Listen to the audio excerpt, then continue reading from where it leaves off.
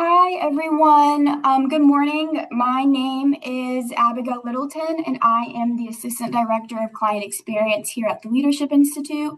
And we welcome you to our second Disruptive Leadership webinar of the year. And I would like to extend a special shout out to the YPs of the Chattahoochee Valley. We truly appreciate this partnership and look forward to your engagement and insight during the webinar. And over our time together, we hope to make this webinar interactive. So we will be using the chat feature, and I will pause the speaker throughout for your comments and questions to be addressed. And additionally, if you want to submit your questions to me directly by sending me a direct chat, you can do so as well. And today's session will be led by Rachel Jones Smith. Her experience ranges from management of educational programs in 6 languages, curriculum and web development, staff training, and financial empowerment for individuals and small businesses. She brings foreign language and cultural sensitivity from her work with Latin American, Asian, and French speaking populations. So let's please welcome Rachel to our chat. Yay! Thank you guys. All right, so I'm looking forward to going through this interesting and kind of maybe treacherous land of leadership development with you today. I apologize for the late start. We had 3 computers on the scene, and between the 3, we got it done, right? That's just one of the things that happens in the gray, isn't it? So I'm Rachel from Target Language. We started here in Columbus 20 years ago as a primarily home-based business, and that's what I was for the first 17 years. So first question for the group, if you want to chat it out, who's an entrepreneur in the room? Who is working for the man? Who is the man in the corporate setting? Can you give me some idea of what kinds of people are here today? State employee, okay, yep. Working with higher ed, so that's nonprofit. An auditor, city employee, trade center, great. Small business HR, great. Internal auditor, okay, great, yeah. United Way, more nonprofit, great. Okay, good, good, good, good. So there's a little idea of who we're working with in the room. So like I said, I started my business in 2005. Oh, is there something wrong with the slides, Abigail? What's the problem? Hi, Rachel. I do see your PowerPoint is blocked. I do see the Okay. PowerPoint, but there is a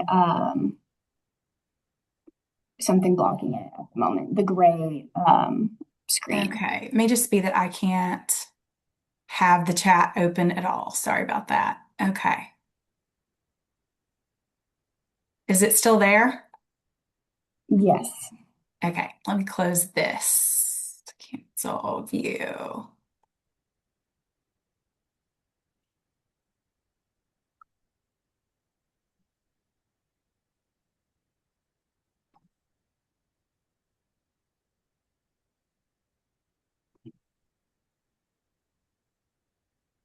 Okay.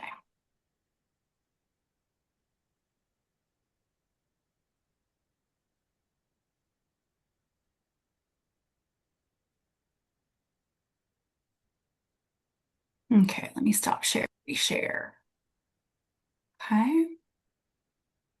All right. We'll get this going. All right. Are you seeing the slide there? Are you seeing the slide there, Abigail? Yes. Okay, great. So you'll just be watching for the comments because I can't see them in this view. All right. So we're just going to move right on. So this is our adult experiential learning cycle that we're going to just acknowledge and take 30 seconds to pause on this screen and say that each of us is going to come into this meeting today with a certain level of knowledge about the topic, i.e., you, as you mentioned in who you are and how you come to the meeting today, you are already leaders or you are frontline management just moving into leadership roles. You are leading a nonprofit or a business, or maybe just your department. Or there really could be other reasons why you're coming to a leadership development seminar. And so really we pause on this and all of the different topics that I facilitate, which I've been doing for I think about, I don't know, 10 or 15 years with Leadership Institute, to say that each of us brings something to the table that we're going to be experiencing, interpreting, reflecting, and sharing. And I hope we'll be doing some reflection and sharing today, definitely in the chats. But this topic today, Leading in the Gray, is about disrupting the myth of certainty. And this is one of our Disruptive Leadership series topics because we're going to challenge the traditional decisive leader archetype by framing uncertainty as a leadership advantage. So, your key takeaways for today, you're in the right room if you want to know how to use productive doubt to drive innovation. You want to build psychological safety around experimentation and failure. You want to find simple frameworks for making progress without all the answers. And you know what? You're probably even in the right room if you find dissent from some of that you want to push back on some of those ideas, because I'm here for it. That's definitely part of my leadership style and something that we're going to be talking about today. So, step one here on this screen, and I'll jump over to the chat so I can see what comes of this in a moment. Where do you lead? Where are you a leader? Because whether or not you are currently sitting in the top spot where you work, or even at a frontline management role at that job right now, are there places where you lead personally, professionally? Are you having to lead yourself and kind of pick yourself up by your own bootstraps and go to work? As an entrepreneur, because it takes a lot of that cracking the whip over our own heads in the first few years. Because the blessing and the curse of entrepreneurship or self leadership is that you could do everything or you could get nothing done, and it's all up to you. So let's go ahead and take a couple minutes to reflect, and we will put a timer on the screen for that. All right, here we go. You've got 3 minutes on the timer. I'll click back over to the chats where they won't get in the way. All right. Where do you lead is the question on the floor. Where do you lead? You've got 3 minutes on the timer for that.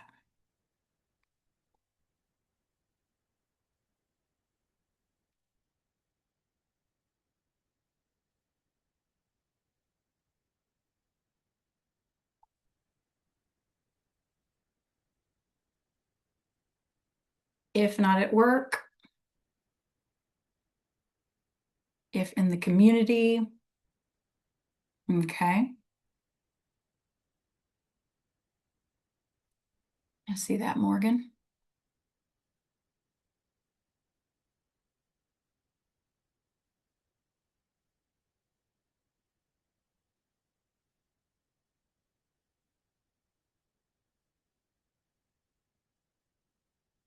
In the gym. Hey, Kat. Melanie. Okay. And outside organizations, mainly meetings and projects. Only one. Start. Yes, yes. I feel that. Definitely had some experience like that. Jalen over at CE, Continuing Education for CSU. Okay, YP Group. Yep. Step in lead.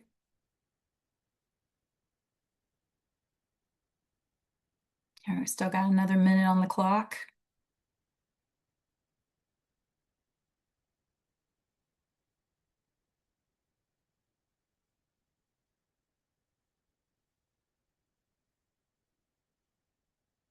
Okay, Jody. Payroll team, safety. Wow, that's a lot of hats. Safety, payroll, small group of 4 different puppers, for sure. Co-lead a university-wide board, game club. Board game. Oh, board game. I went to board first. I was like, what? Chairman of the board? No. Board game club. How fun. How fun. All right. Just a couple seconds there. I'm going to go ahead and stop the clock. Okay. So I see where we're coming from. I lead over 250 poll workers and 5 full-time employees. So that's seasonal, but that's quite a lot. Wow, that's a lot. Okay, great.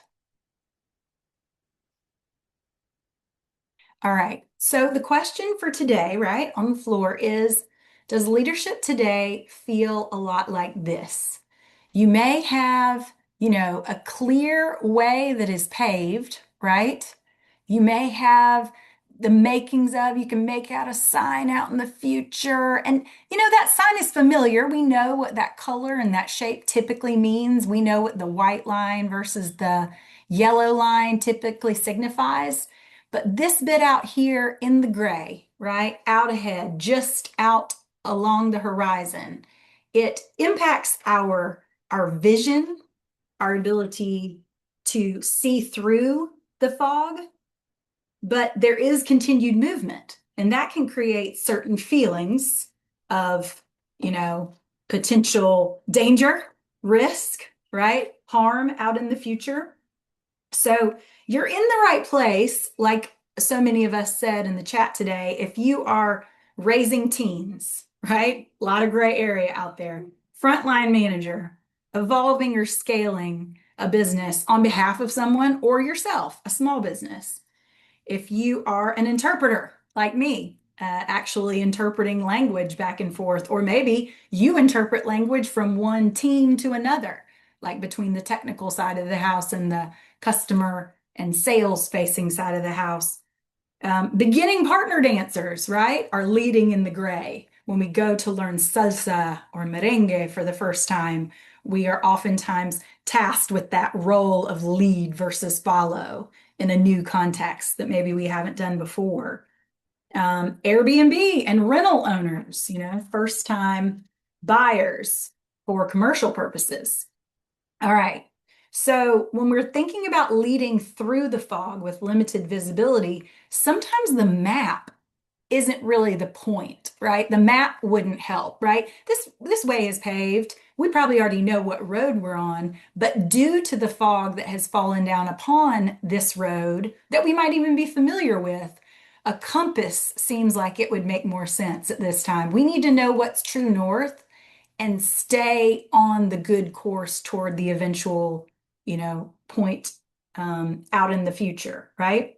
So, for example, I want you guys to give me some examples of some negative thoughts or words maybe you've said or people have said to you that relate to uncertainty. When someone is feeling uncertain, what does that bring up in us? When you are feeling uncertain, what does that bring up in you? And I see you, Egypt, that you're an outreach coordinator for over 4 schools, and Mark Holm, chair for NAMI Columbus. Okay, neat. Yes, I see you, Morgan. Anxiety. Yes.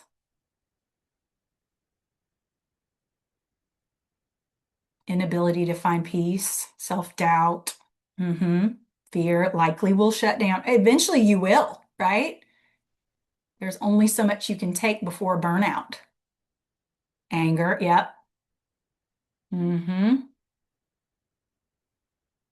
were unfortunately leading in the gray today, right? When we started to turn on the technology and wanted to throw it in the river, right? When we came on, when we had a gray screen on the gray. That wasn't good. Why do we need to change? Keep the status quo. Yeah. Yeah, that's right. That's right. And sometimes, I don't know about you, but I felt like when I came into the job at CE at the university, I got hired to work at continuing ed at Columbus State University several years ago. And I came in as a change agent. And sometimes you just feel like, why wasn't this problem solved before me? Right? Yeah, I see you agreeing. How will my decision affect those I'm responsible for? I see you, Travis. Yeah. And so you do have that little bit of like It's certainly angst, anxiety, all of that fear.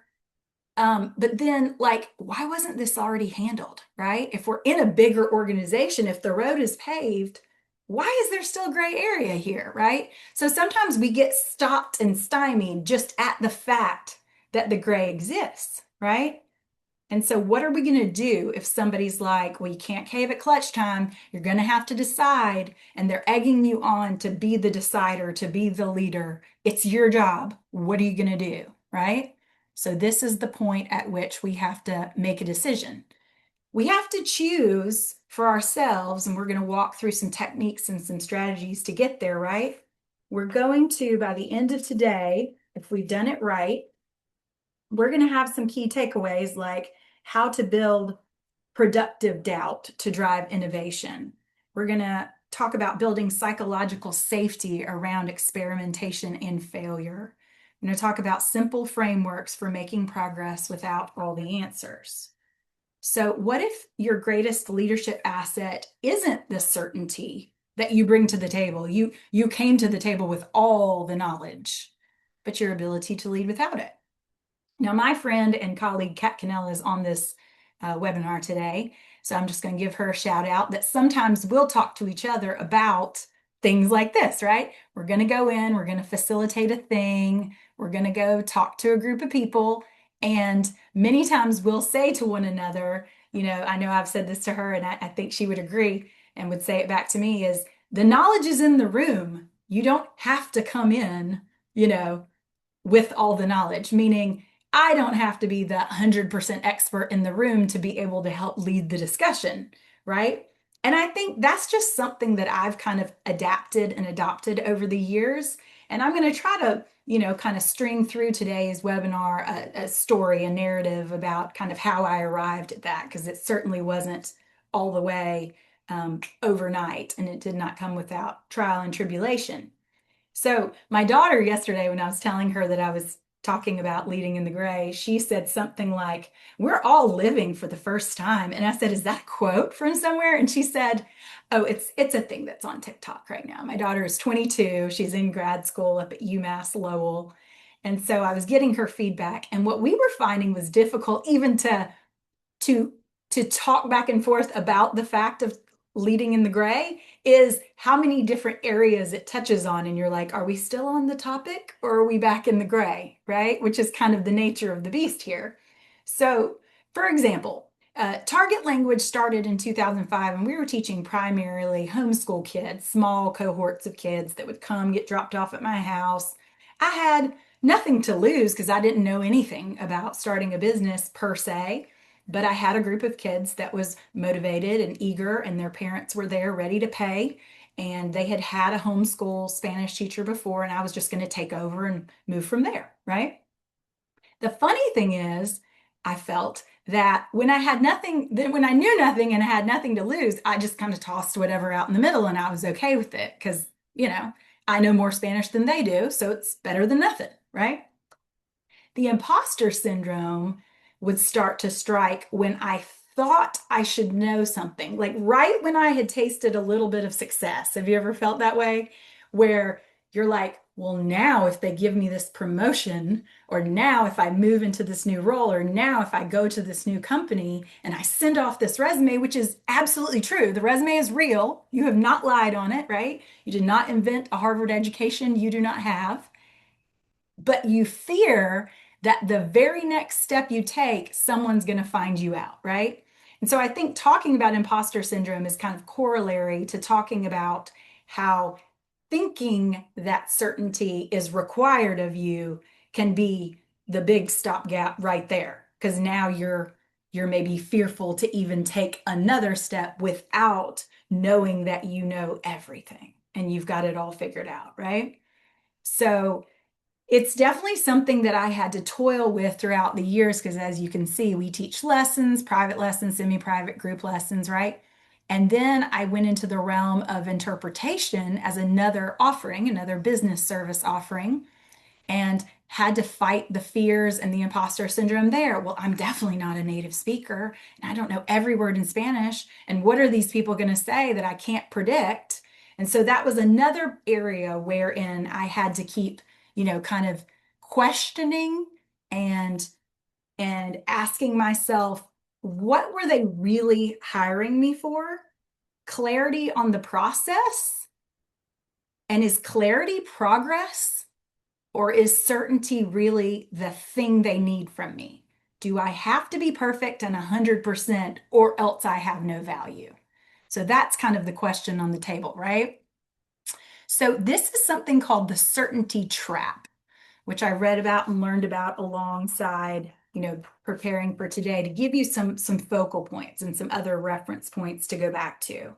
So let's talk a little bit about overconfidence, right? So overconfidence is a part of the triangle of the certainty trap that can get you caught by thinking, oh yeah, I can do this thing and I've got it all figured out and I'm the best. And then you hit that moment of imposter syndrome, which can cause paralysis sometimes, right? And then you're afraid to move forward because now you've built yourself up to believe that certainty is required, that obviously everyone knows X, Y, and Z, that these things are a given to everybody, that everybody had the same experience or obviously has gotten to this point in their development. And that all together can create burnout, which I think somebody was kind of pivoting to in some of the comments already. Let's see, mindset is everything. All right, cool. So there's actually a book down here by Ilana Redstone that I pulled a little excerpt from. So let me see if I can go there. And you'll see it jumping around a little bit, but that's okay. We're about to go back over here to a video. A show where we share big ideas that deserve more attention in about the time it takes to enjoy a cup of coffee. I'm Joe Hirsch. Today's wish comes from Dr. Ilana Redstone. Ilana is an associate professor of sociology at the University of Illinois at Urbana-Champaign. She earned a joint PhD in demography and sociology from the University of Pennsylvania, which makes people like me who just earned one degree and a doctorate feel a little bit like a slacker, but good for her. And she's the author of a great new book, Certainty Trap: Why We Need to Question Ourselves More and How We Can Judge Others Less. I love that. It's a great book. Just finished it. Ilana, welcome to the show. Thank you so much for having me, Joe. So what do you wish more people knew? I wish more people understood the way certainty drives our sense of moral outrage, righteous indignation, and contempt for one another that basically stems from certainty. Can you scope this out for us? When you talk about the certainty trap in the book, is this merely a problem of overconfidence and stubbornness? What's really at the heart of this? The trap part is really the contempt, right? Like, so there are lots of things that we treat as certain that where there are essentially no consequences. The certainty trap does two things to our thinking. One is it leads us to treat our knowledge as definitive rather than provisional. The other thing that certainty does is it leads us to treat our values, our beliefs, our assumptions as though they're obvious and they don't need to be said out loud. They can't be criticized. They can't be questioned. And that turns out to be a real problem. Okay, so what's keeping us trapped? It comes to all kinds of other issues that we face in the workplace, in our families, in our communities, and all of the places people gather, particularly when you're talking about heated issues. All of that stuff that we treat as so obvious it doesn't need to be said or even thought through clearly turns out to really matter. So we have this contempt because we think perhaps that they should know this. They should obviously understand this, and they should have already considered all of the possible angles that we've considered. So we approach them with way too much certainty and a lot of contempt. A lot of contempt. In the book, I talk about three fallacies. So one is the settled question fallacy, which is basically what I described. It's treating our knowledge as definitive rather than provisional. Also treating the answers as though they're obvious, our preferred policy or whatever is all upside and no downside. All of these kinds of things would fall into the settled question fallacy. Once we've sort of fallen into that, we end up in the fallacy of equal knowledge, which is the idea that the thing that keeps us apart, that keeps us from agreeing on whatever, immigration, abortion, gun control, whatever, is actually that you don't have the right the quote right information, and that if you knew what I knew, then we would be on the same page. No, And then the third one is the fallacy of known intent, which is kind of going to what you said, Joe, just a second ago, which is that if I bestow my knowledge on you, you still don't change your mind, and I draw a conclusion about your intent, right? Like if now you have the quote right information, then, and you still have the opinion that I find objectionable, then then what am I left? What's left other than to draw a conclusion about your intent? I can see how this. All right, so we're jumping back over. So that's just a little like segue into, kind of the background. And there's a book by Ilana Redstone called The Certainty Trap. So if you're interested in that, there is more. I'm going back to the comments here. This reminds me of Think Again by Adam Grant, which I also highly recommend. Yeah, he's great. He produces just a lot of really good food for thought content out there, and he interviews a lot of really interesting people. I would agree with that. So, the question is, if we find ourselves in, the paralysis or the burnout, right? We don't usually note to ourselves the overconfidence part of the trap, right? Because we're just feeling good. We're feeling confident, and how much confidence is a bad thing. It's like that old country song, right? Like too much fun. What's that mean? It's like too much money. There's no such thing, right? So when we're in the overconfidence, we're just feeling good, we're high on life, but then the paralysis comes, we start to feel that anxiety. And when we get to the burnout, obviously, most of us tend to find that as a problem, right? We're ready to quit our job, or ready to quit the board, or whatever the thing was that got us to this point. But we don't necessarily always take the moment to recognize and maybe pause to question how we got here, right? And that's something that I do a lot of, to my benefit or my detriment, according to my friends.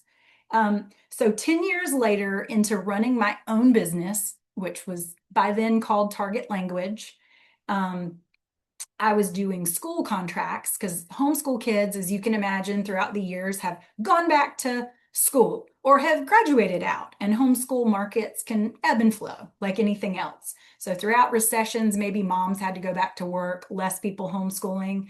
So I would take on school contracts just to kind of keep the bills paid, and definitely unclear about future incomes because I don't know that I was necessarily using that compass to figure out my true north at that point in the company. It was more just, I do a job. I was kind of a frontline, just worker, right? Worker bee of my own business.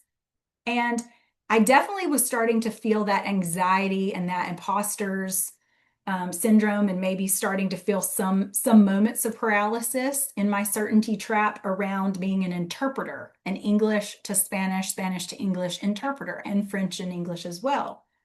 And it was maybe 10 years into my business where one of my students, who's a native speaker of English, who was learning Spanish from me, had said that my non-native speaking ability was my advantage, like was what he was paying for, right? And I was like, what do you mean? And he was like, because you learned all your languages from here. And if you can do it, I can do it. Which is like such an adage and such a like obvious thing to say and for someone to believe, I guess, but had not occurred to me in 10 years in business. And there was something there that caused me to kind of give myself permission to maybe break out of that anxiety-ridden drive to each and every, new engagement where I was like not quite sure I was going to be the certain and best person for that job. And so what I started to do around that mindset shift, a couple things. We teach down at Startup Columbus, Kat and I sometimes as well as facilitators. And Kat challenged me to rewrite my picture of what it looks like when I arrive, right? Because I had written a picture years ago that was kind of a vision for the future. And so around this time, I redrew this on an actual whiteboard, you can see there, and I just took a picture of it. I think I kept it up for the longest time, but finally erased it. And it was just trying to put into pictures, right, that I could be standing here in my high-heeled shoes and my red dress, don't you see, with my Target Language laptop of now of which I now have 3, right? And working at home, working on that, working in these places, getting on my flight. See that word is flight, and taking my bikini and my hiking boots and just doing me, being me wherever I am in all these different languages, right? So that was my new vision for the future. And in order to step back and kind of allow myself the space to see slightly differently, that target language didn't have to just be the company of today in Columbus, Georgia, but that I could shift and let it be out there in kind of a gray area, kind of an iffy domain, not knowing exactly where it would work and how it would work. It allowed me to start to let in a lot more things. I started scaling and hiring people who speak languages I don't know. It just had never occurred to me. I got collaborative with classes and started hiring people to take on classes with me so that we could teach more days of the week. This may seem obvious to those of you sitting in management seats, like, yeah, it's just staffing. It's like, do it, girl. But, you know, my business having been just a sole proprietorship for so long, I had gotten, you know, kind of paralyzed and maybe overconfident that all my thoughts were kind of holy because I was the only one leading, right? I was the only one within the sound of my voice. And when I started to add in even just contractors as colleagues and collaborate on more classes, I also started to get ideas like, let's start a women's circle. Let's bring people in and let's sit around and just talk about things going on in the community. And that kind of thing started to give me, yes, the power of we, started to give me like the permission and the like confidence, like the true kind of founded confidence, because I had stepped back, not just making my own decisions in a bubble, but had asked and taken it out for a ride and put it out to the committee for collaboration and at least conversation, if not group decision making. And that gave me the confidence to even go outside of this. This was just my house where I was running my home-based business, and go buy an entire building on Winton Road, which is where we now sit at 2043 Winton Road, just over by the Golden Donuts on Winton Road, right near the Aflac Tower. And so, you know, the mindset shift came first, right? The pause and step back and pull myself out of the paralysis came first. And then the tactical maneuvers that I needed to do to move my hands and feet were things like having other like-minded women, business women, you know, to kind of shake me out of my mentality that was holding me paralyzed. So we've scaled. I think we even had up to about 7 languages. Right now we're at 6, but we'll probably scale back up to 7 languages again here soon. And so the question was, you know, am I going to be able to rethink things, hire people, question why, plan for a lifestyle that fits the business, or a business that fits my lifestyle, right? And just start questioning all these possibilities. So the question for you is, when you have doubts, what is that kind of doubt that seems to creep into you? Have you gotten to a point, do you have tactics that help push you over into the right side here, that you should be seeing the productive side of doubt? Or do you still feel like as you sit here today, if you ask yourself, right, and you don't have to chat this, but say, self, when I think of the word doubt, is that a thumbs up or a thumbs down, right? Because in language classes, a lot of times what I'm trying to push my students to do is just simply, do you hear that word and does it give you an association? Does it go somewhere in your gut or in your mind, right? So when you hear the word doubt, does it really sound destructive to you?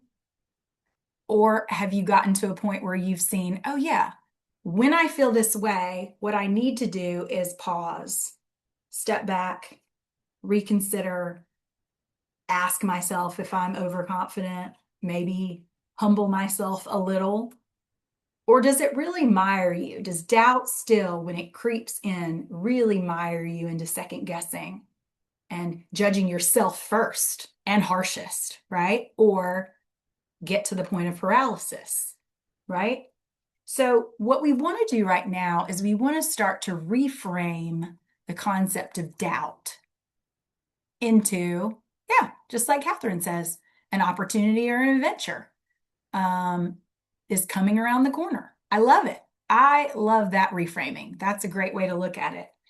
So, the productive doubt loop is something where, when your brain is spiraling, right? And that can get on the loop, that can be the disruptive loop. But the productive doubt loop that we can kind of grab hold to the doubt and like shake it a little bit is, can we reframe that doubt as data?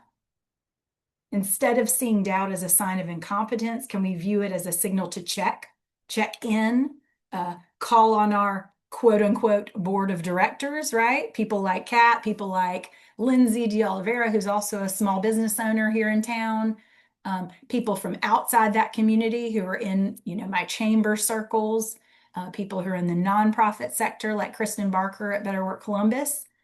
Can we check out of where our headspace is, or check in with somebody just outside that and get a gap and gain shift, right? Rather than focusing on what we're lacking, what have we gained so far in the progress we've made? Are there things we need to reiterate? Are there things we need to dismiss, right? So it's a disciplined level of questioning. And, this certainly can be something we can do regarding relationship questions, right? Regarding dealing with those, teens and toddlers out in the gray, but certainly at work as well, when you are being forced or pushed to decide now and decide the best. What framework can you go into to give yourself not a pause of total indecision, not mucked and mired in paralysis, but a 30-second productive doubt pause, right? So we'll define, for the purposes of today's discussion, the productive doubt as the disciplined practice of questioning assumptions in order to make better decisions. Okay? Short, clean, straight to the point. We can slow certainty without stopping momentum. We can take a pause to invite diverse thinking, and we can help protect ourselves individually if we're the only one leading ourselves or other leaders around us from the overconfidence bias. All right, so here's a little more breakdown of the two types of doubt. And as you can see, I kind of made it like a little Venn diagram. I really just wanted to spread out the words a little bit on the page. So if you follow across, each similarly positioned circle kind of follows one to the other. So what if I'm wrong versus what might we be missing, right? I'm fearful of the outcome, or I think I know that the outcome is going to be bad, versus why am I thinking that? What is a negative outcome the only possibility here, right? Rumination, right? Getting in the corner and wringing your hands, versus coming out to the women's circle, coming out to your board of directors, your friends, your compadres out there in the world whose advice and counsel you seek and trust. Just stopping, just dead stop. Now you're just not going to make any decision because you're not sure that the decision you're going to make is going to be perfect or optimal. No, change course. We call it pivot, right? Pivoting in small business. So if your team is silent, if you are leading a team, that really doesn't necessarily indicate there's alignment. That could be risk, right? You don't know if they're on this side or if they're willing to be on this side and move forward through it. So here's a framework you can use. Take this back to your teams, take it back to your nonprofits, to your church group, and see if this could help you when the doubt creeps in, right? Okay, 30-second pause. Productive doubt pause. What assumption are we treating as a fact? Who might see this differently? I love that question. It's like who cares? But also balance it with like, who cares on this side of it? But who would care differently on this side of it, right? Not just Republicans and Democrats, but any two sides of an issue, right? What would make this decision fail? So this is kind of testing for what's the worst that can really happen, right? Is this a whole house burning down kind of situation? Or is it one of those things where either outcome could be okay, one might be optimal, and sometimes we do need to choose quickly, right? The house is burning down, we need to act fast. But in all other situations, like our friends in the, yeah, I see what you said, Catherine, about the silence is a big red flag of psychological safety. That's so true. Our friends in the military would tell us, if no one's going to die in the outcome of this decision, we certainly have the time to take 30 seconds of productive pause. And this we can just do internally. And then if we want to set a meeting to just be like a separate, we're just going to meet for 15 minutes and we're only going to talk about, kind of poking holes in what are the possible things that we're already assuming that are maybe not actually a fact, right? If anybody else in the group sees this differently, let's consider that. Is it manageable to leave room for the gray in this situation? Or is the house really burning down? We need to call the fire department. We don't need to think about it. And then my challenge to you is, can you reconsider your doubt for 30 seconds and leave a little room for the gray in decision making? And as we build these kinds of frameworks and demonstrate them in our teams, can we not model that taking a pause, showing some indecision or some uncertainty is not necessarily the weakness, but could be our team's asset? All right, so this is kind of our wrap up. Last little time for you to plug and play today, and then we'll have some time for questions. So tell me about a time when, and I'll just give you 30 seconds to think about this one. Tell me about a time you moved too quickly and wish you'd asked one more question. So this would be the counter example, right? Maybe there was disruptive doubt because you were overconfident or you were burnt out and you just had to just do it, just toss it in, phone it in. And you really wish, looking back on that particular decision, gosh, if I just asked one more question. Think about it to yourself, or if you feel comfortable and led, go ahead and chat that out.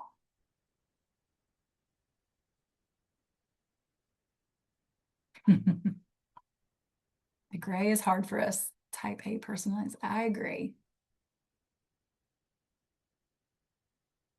All right, another 30 seconds to reflect and chat if you wish. Remember a time when inviting dissent improved the outcome?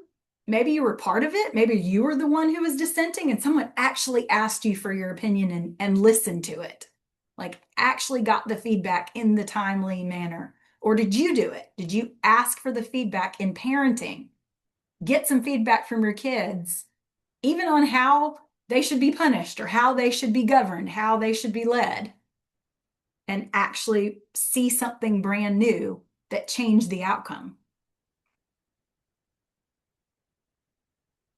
I know I can remember back several times raising my kids where that was the true. I kind of parent by committee, and my kids unfortunately would be sometimes their worst own critics, and they would want to, if I asked for their advice about their punishments, would actually want to punish themselves harsher than I thought needed to be, in the old adage of don't cry over spilt milk. I remember my oldest daughter, who's 22 now, actually pouring milk all over the floor, literally starting to cry and saying, "I'm in timeout," which was so funny to me and sad at the same time because it was just an accident, right? It didn't even rise to the level of punishment. But that's kind of the point about disruptive doubt, when we are almost certain that we know that thing is going to ruin everything, right? If we don't take that 30-second pause or look up to our mother's face or our leader's face or our friend or our board member's face and go, is this as bad as I think it is? We might not be open to that perspective that changes our feeling of certainty from negative to positive. Okay, so the strongest leaders I know are not the least doubtful. They are the most intentional about how they use doubt. And while certainty protects ego, productive doubt can protect outcomes. All right, guys. So I know that feels like a whirlwind, I imagine to you, just like to me. And again, I apologize for the little technical difficulties in the beginning, but I think we did it. We led in the gray regardless. I do have an interesting article from Forbes here for you as a takeaway. The article title is Leaders Who Pause to Question Themselves Make Fewer Mistakes by Benjamin Laker. And so that'll be part of the slides, I think, that will get shared with everybody. So I think we are at the point for questions. Thank you, Catherine. Thank you, Kat. Abigail?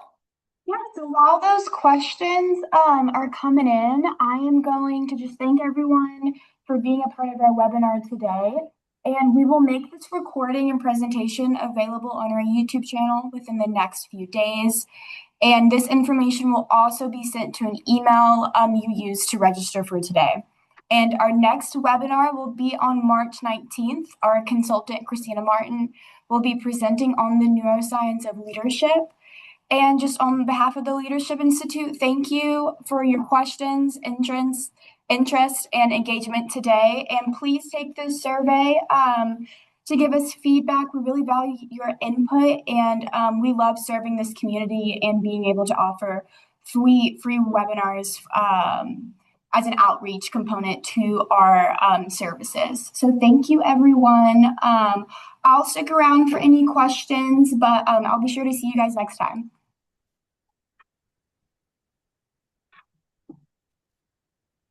All right, guys. Well, thanks so much. Thanks, James. And leadership isn't the absence of doubt, it's the disciplined use of it. I'll leave you with that for today if there aren't any further questions, but feel free to chat them up if you have anything else to say. I so wish I could see you guys' faces and talk to you.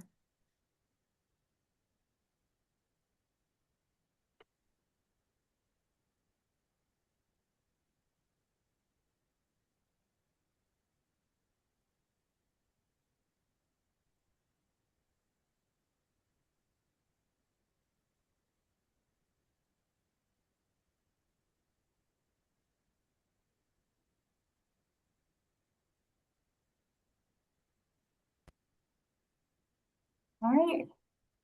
Thank you, Rachel. I'll be in touch with some following steps, and I appreciate your partnership on this. Absolutely. So I'll go ahead and send you the slides back as we discussed today.